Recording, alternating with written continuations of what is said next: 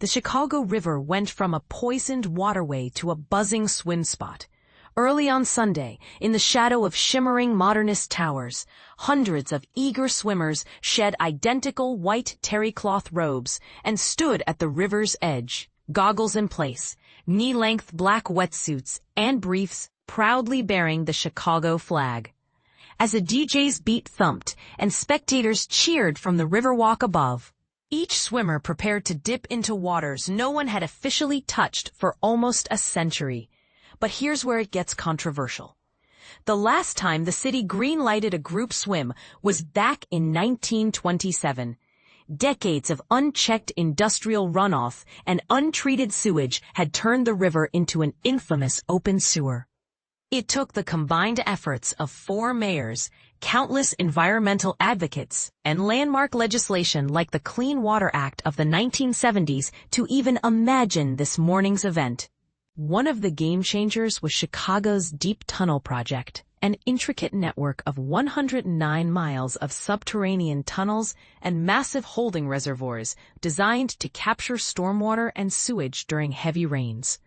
By diverting that polluted mix away from the river, these engineering marvels dramatically cut bacterial spikes and flooding in neighborhood streets. Yet it wasn't just large pipes and concrete tanks doing the job. Grassroots groups teamed up with city officials to monitor water quality, rebuild riverbanks with native plants, and add floating wetlands that filter contaminants naturally. An old photograph from 1909 captures the ill-fated Chicago River Marathon, a daring but short-lived race through filth and debris. What you might not know is that at the dawn of the 20th century, city engineers even reversed the river's flow, sending its pollution away from Lake Michigan, the municipal drinking supply, but straight into the river channel, slicing through the loop. Environmental experts like Elena Harkness of Current, a Chicago nonprofit dedicated to water innovation, described that feat with pride and regret. We flipped the river to protect one resource, but condemned another. Now we're focused on restoring its natural balance. Signs of revival are everywhere. More than 30 fish species have returned, and top-of-food chain birds like ospreys and bald eagles patrol the skies. Friends of the Chicago River have even spotted river otters darting by the Lyric Opera, plus beavers, muskrats, and turtles thriving in new habitat. Yet skeptics remain. Ask any lifelong Chicagoan, and they'll recall 2004's embarrassing Dave Matthews Band tour bus incident, when an 800-pound human waste spill drenched unsuspecting boat tour customers. That single event branded the river toxic in many minds, so much so that even with rigorous water tests confirming bacteria levels within safe swim thresholds, some longtime locals wrinkle their noses at the idea of a single toe in the current. Of 263 swimmers chosen for their open water credentials, just 3 couldn't finish the mile-long course.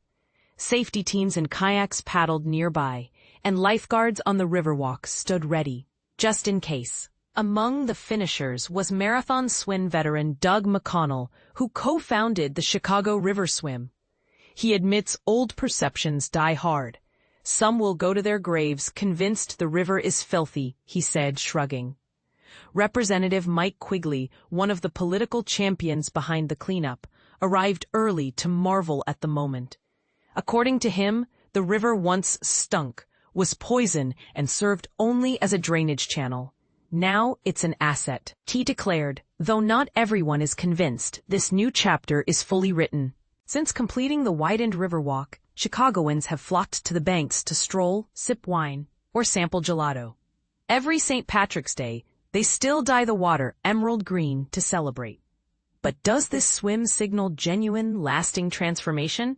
Or simply a clever PR spectacle that overlooks remaining pollution challenges?